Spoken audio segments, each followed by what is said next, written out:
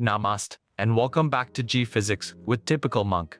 This is class 33, projectile motion.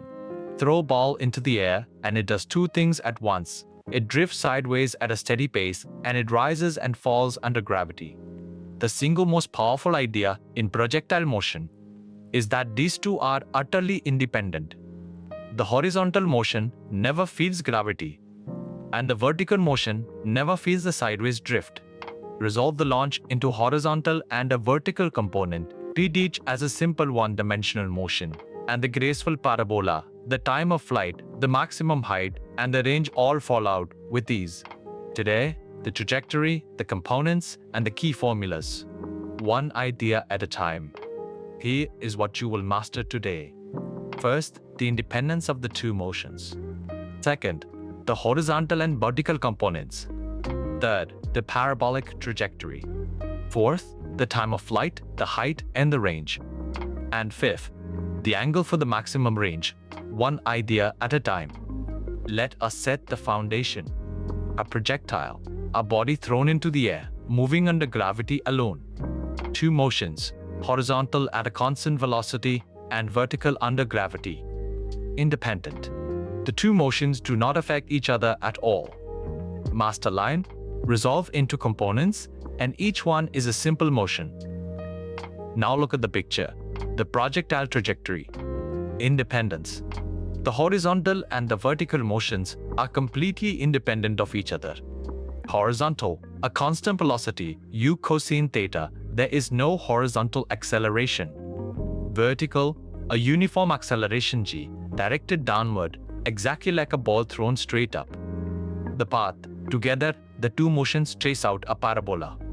Now, the components of the launch velocity. The initial velocity, it is u, at an angle theta to the horizontal.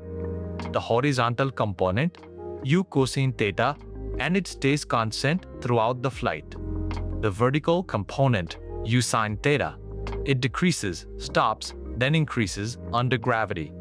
At the top, the vertical velocity is 0. Only the horizontal velocity remains. Now the key results, the formulas that solve every problem. Time of flight, t equals 2u sine theta over g. Maximum height, h equals u squared sine squared theta over 2g.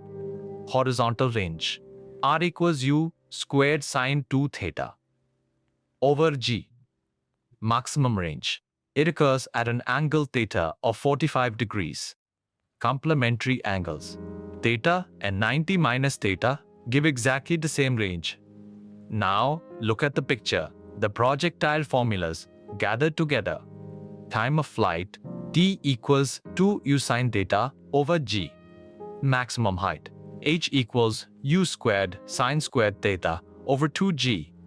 The range, r equals u squared sine 2 theta over g. Maximum range, at an angle of 45 degrees, the range is at its greatest. Now, a few special cases. The horizontal projectile, thrown horizontally from a height. The vertical velocity starts at 0. The trajectory, it is still a parabola, and the time of fall depends only on the height. The velocity at any point combine the horizontal and the vertical components. The direction of motion is always the tangent to the path. Air resistance, it is ignored in the ideal projectile. In reality, it would shorten the range. Now, the parabola itself, the signature of a projectile. The equation, y equals x tangent theta minus gx squared over 2u squared cosine squared theta. The shape, a downward parabola, the unmistakable signature of every projectile. The symmetry, the path is symmetric about its highest point. Now match each quantity to its value. The horizontal velocity goes to u cosine theta, constant. The vertical velocity at the top goes to 0. The range goes to u squared sine 2 theta over g. And the maximum range goes to an angle of 45 degrees. 4 pairs, each worth memorizing. Now, how many of these statements are correct? Statement 1. The horizontal velocity stays constant. Correct. Statement 2. The maximum range is at 60 degrees. Wrong, it is at 45 degrees. Statement 3, at the top, the vertical velocity is 0. Correct. So the answer, 2 are correct, statements 1 and 3. The trap is the angle in statement 2. Now, the two mistakes that quietly cost marks. The truth, the horizontal and vertical motions are completely independent. The trap, thinking that gravity affects the horizontal velocity, it does not. The second truth, the maximum range is at 45 degrees. The second trap, forgetting that complementary angles give the same range. Now test yourself. Answer in your head before the reveal. That is how G-speed is built. Here we go. Question 1. The horizontal velocity, u cosine theta, and it is constant. Question 2. The vertical velocity at the top, 0. Question 3. The range formula, u squared sine 2 theta over g. Question 4. The angle for the maximum range, 45 degrees. And question 5. The shape of the path, a parabola. Let us gather it all in one breath. A projectile, horizontal at constant velocity, vertical under gravity. The two motions are completely independent.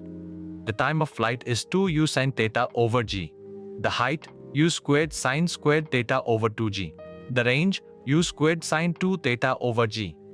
The maximum range is at 45 degrees and complementary angles match. The path is a parabola. Next class, Newton's laws of motion. The elegance of the arc. A projectile hides a beautiful simplicity, two motions that never speak to each other. The horizontal drifts on at a constant u cosine theta, blind to gravity. The vertical rises and falls exactly like a ball thrown straight up. Resolve, solve each alone, and recombine, and the whole graceful arc is captured in a handful of formulas. The time of flight, the greatest height, and a range that peaks at 45 degrees. Remember the independence, respect the components, and never let gravity touch the horizontal. Next class, we ask what causes motion at all. Newton's laws. Sarah, David, Lisa, and John all began exactly where you are sitting now. One idea at a time, you will crack G. I will see you in the next class.